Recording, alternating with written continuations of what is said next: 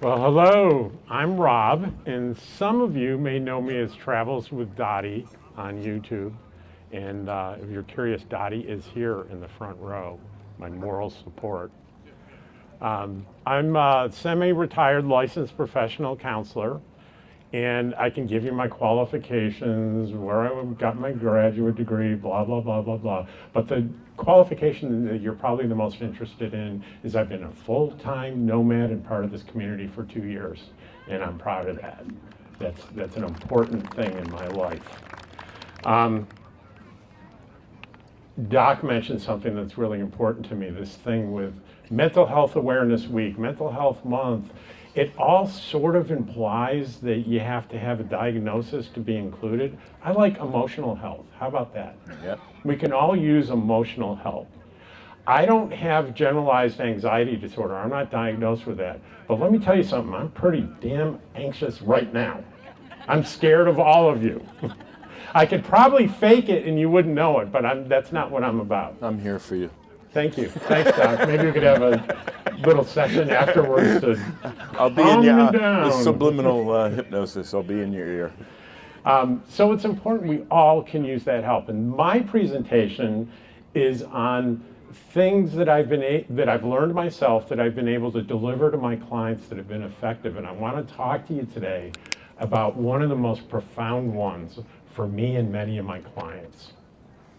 And it's this idea. This is what I thought for most of my adult life. I thought stuff happens in my world and I react emotionally to that thing that happened. Makes sense, right? Something bad happens, I feel bad.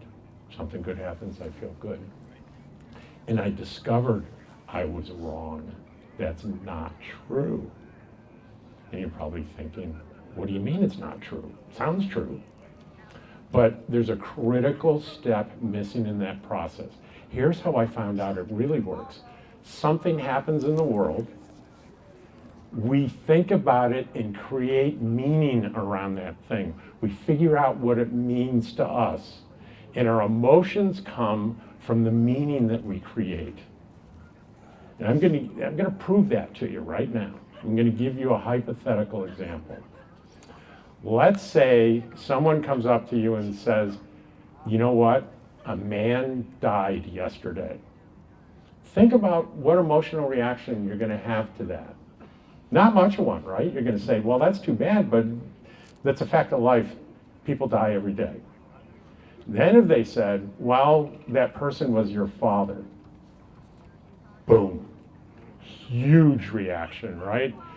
You're going to feel grief and anxiety and sadness and all kinds of intense things, right? Then the person says, well, hang on a second. That guy had the same name and date of birth as your father, but it wasn't your father. And your dad walks around the corner. What happens to those intense emotions? They evaporate immediately. In a nanosecond, they're gone. Yet the thing that happened in the world did not change. A man died. Your interpretation changed. So you're probably asking, well, how's that valuable? It's valuable because, well, let's just say this. What we refer to as negative emotions like sadness and anxiety and anger and stuff, they're okay. It's part of being a human being. You can't avoid those feelings completely as a human being. But what I'm telling you, you can do. You can avoid those feelings sometimes when they're unnecessary.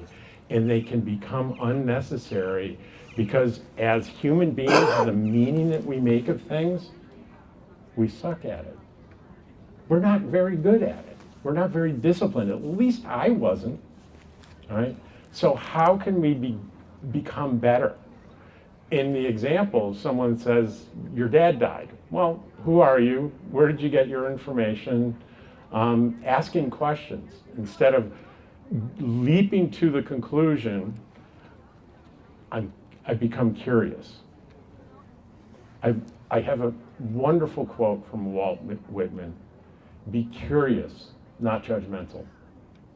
Judgmental people don't ask questions. Curious people ask questions. They're curious. They want to know about the world. They want to know about the information that they're getting. And if somebody told me my dad died and I started asking questions, I might find out they're mistaken. So I completely avoid that sort of emotional suffering, right? Emotional suffering is part of being human, but we don't have to sit in emotional suffering unnecessarily. When we become vigilant and we become deliberate about how we interpret things, and we become good interpreters by being curious. Oh, my friend is mad at me. She hates me. Does she? Well, let's be curious. Maybe I'll ask her. Maybe I'll have a conversation and I'll find out I misinterpreted what she said or what he said or the text that came through. I'm curious and I don't rush to judgment. It's a wonderful, wonderful thing once you discover that. And I'll tell you how nervous I am. I was going to set a timer and I totally forgot. Can you help me out, Brett, and tell me to shut up when my 10 minutes are up? No, we got a timer there. You got a timer there. Okay, just say something. I'm capable of talking not long enough and talking. They both got it. I'm right My here. buddies got it. We're here I'm for you, dude. capable of error We're here in for either you, way. man. I do have a list of things to cover, though. So human beings, you and me, are capable of believing anything. Human beings are capable of believing anything. In World War II, the Japanese kamikaze believed that he would be awarded in the afterlife if he would crash his plane into an aircraft carrier. He believed that. It became who he was. And you and me are capable of believing anything. And the source of what we believe, guys, this is so amazing, is what we think. Our thoughts become what we believe, and we become what we believe. So how important are our thoughts, especially the thoughts about ourselves, the conversations that we have in our head, right? We are capable of believing anything about ourselves, which, you know, this was an amazing coincidence. At 3 o'clock today, on this side, Kristen, raise your hand, Kristen, is having what she's calling a happy thought workshop, right? And this is so important to start injecting positive thinking into your mind about yourself. You know who, I'm looking at all of you, most of you, I'm willing to bet, the person that you are the hardest on is you. You are the most critical of you. You think these things about yourself that aren't true.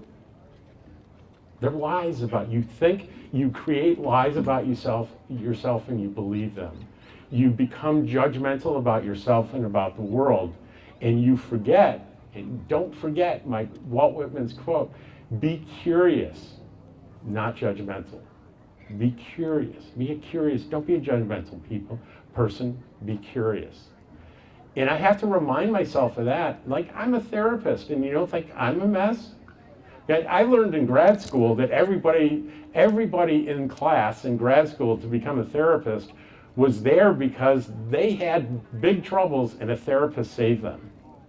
That's why most of them are there, including me. A therapist shifted my world to a positive thing when I was 12 years old. And throughout my adult life, I want to do that. I want to be that. I want to be that for somebody. That Walt Whitman quote, I got that, not from Walt Whitman, I got that from an Apple TV series called Ted Lasso. And this TV series, I was dubious about the premise of it, and I wasn't interested, and I heard so much about it, I forced myself to watch it. It changed my life, and it changed the way I do therapy.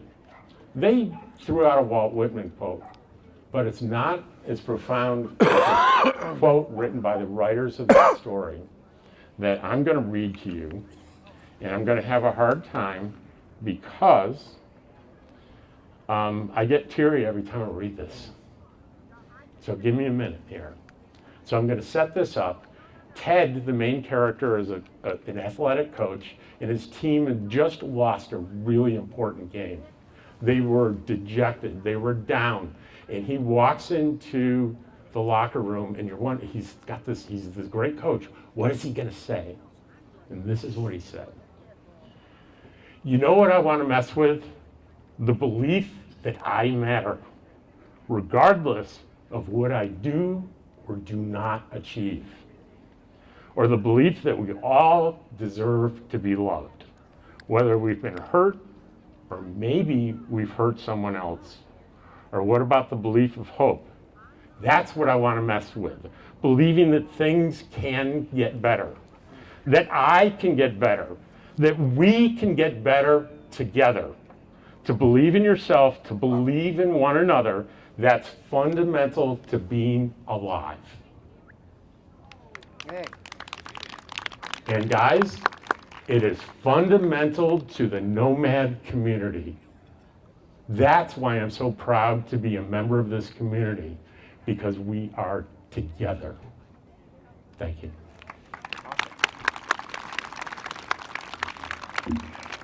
Oh, I got it. Oh. It's my mic, I'm recording it, so I'm gonna give you my mic. Okay.